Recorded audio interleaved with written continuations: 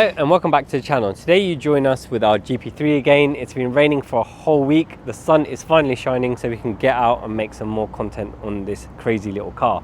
So with this car we've done things a little bit backwards. You obviously followed us while we went to pick up the car, and then the first thing we did was take it to a track. If you haven't seen that video, we'll put a link up. And then we did a dyno run to show what the stock power was. Again, we'll put the link up here so you can check that video out.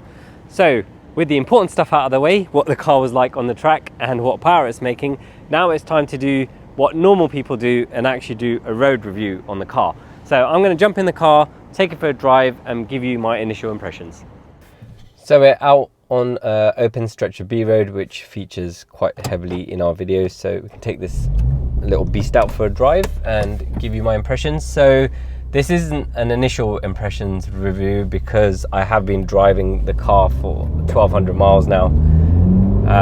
We did things a bit backwards by going to the track first and not actually driving the car on the road and giving you initial impressions because I wanted to build up a little bit of experience with it. So I've been dailying the car for the last month or so. My commute is quite short, and because the rest of my cars are quite comfortable, I kind of like jumping in this because it is wild, it's loud, it's stiff, it doesn't have any back seats, so it gives me the complete opposite feeling to the M5 for example. So I quite like the fact that it feels like a modified Mini from the factory, and that is the initial impression you get of the car. We did own the F56 for 3 years and we went through a whole range of modifications for that car, and it was quite soft at the beginning, and we got it to the stage with the Bilstein coilovers and around 300 horsepower, which is about the same as this, and the Wavetrack LSD, and it felt like we wanted it to feel, so it felt a bit more like a go-kart. The thing with the GP3 is it feels like that from the factory, and that's quite rare because a manufacturer will say, oh, we're making this car for the track and it's going to be quite wild, and when they actually come out with a finished product it's not what they say it was, and it does feel a bit soft and compromised. Now this isn't like that. It actually does feel like it's modified, but it's come from Mini like that. That's not even when you look at the bodywork. The bodywork is absolutely crazy, and when I've been going to petrol stations, people have been asking me what body kit is on the car. When I try and tell them it comes from the factory like this, they kind of look at you bemused, like you're either lying or you don't know what you're talking about. So when we took this to the track, I felt straight away that it felt at home there, more at home there than on the road.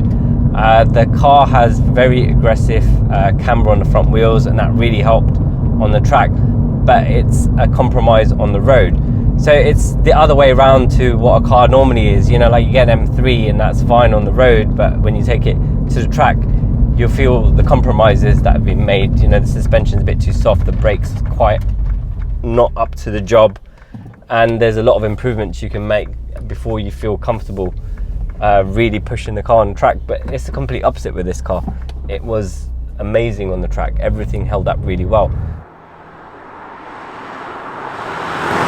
So one of the things I don't like about this on the road is because of that negative camber and the way the diff works, it really likes to follow the tram lines in the road, so you have to be completely alert when you're driving it. When you accelerate, it does want to wander around, and I think that might be part of the reason why they've gone for an auto box, because I can't imagine having to drive this car along twisty bumpy B roads and have to then concentrate on what I'm doing with the gear stick, because you're having to make constant corrections to the steering wheel to keep it in line. And that is a flaw, but I actually like it because it is again complete opposite to the rest of my cars, which are very easy to drive. This requires your full attention, and I don't think that's such a bad thing. One thing I don't like about the gearbox is it's not a ZF and it's not DCT, and when you're used to either of those gearboxes, this does feel a bit lazy. It doesn't have a lot of different modes you can choose from, so it doesn't have adjustability.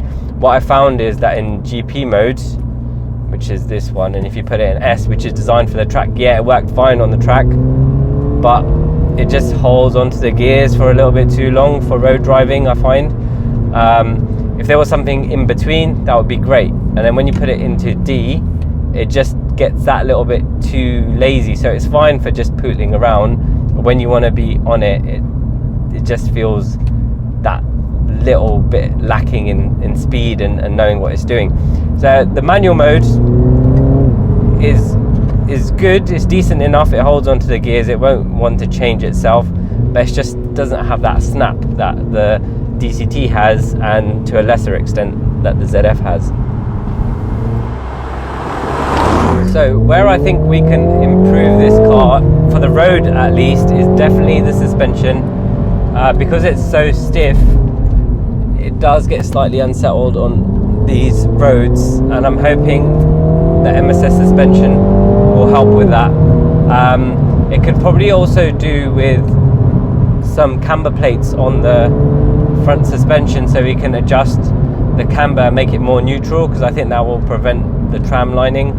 And for further track use, we've also got a set of Bilstein Club Sports to go on, which I'm looking forward to putting on and then taking the car to the track again with some proper track tyres. But I mean, overall the car is a lot of fun, and I think that's what Mini's about, and that's what this car is about. It's an absolute hoot to drive on the track and on the road as well, even with those slight flaws I've talked about, but we'll do our best to kind of dial those out. The other thing I don't like about the car is the amount of active sound that's in here. So from inside the car sounds absolutely amazing, which you can probably hear, but from outside it doesn't actually make any noise. So that's going to be partly due to the OPF that they're fitting to new cars, but we do have a Super Sprint exhaust coming for that. We've already fitted the e-Venturi intake. We'll do a separate video on all the parts that we put on the car, and we'll finish it off with some tuning. But I really hope that WaveTrack make the diff for this car. Although this car has a diff, it doesn't seem to work as well as the WaveTrack did, where the WaveTrack inspired loads of confidence and kind of pulled you around corners. This seems to struggle a little bit, and it doesn't quite have the same effect. If you haven't seen the video on the WaveTrack on the F56, we'll put a link up to it so you can check it out and see how impressed I was with it. But overall, I do like the car. The looks are very different to what you would expect to come out from a factory, and I like that. And I think for me, because it's not a daily driver per se, and it's not my only car, I kind of like the fact that it's more track orientated, and I'm happy to drive it on the road because I can kind of cope with it in short doses. So with that being said, I think the car is amazing in terms of its looks, and the fact that they have made it track orientated when they said they would do. It has some slight flaws for road use, which I think we'll try and iron out, but overall I really love the car. It's a lot of fun and puts a big smile on my face, and I think that's what cars should do. Thank you so much for watching, guys. If you'd like to watch more of this project, you can do so over here. If you'd like to watch what YouTube suggests you might like from our other videos, you can watch that over here. If you like this video, please click on the thumbs up. And if you haven't already, please subscribe to our channel. If you guys have any questions, please drop them in the comment section and we'll do our best to answer them for you.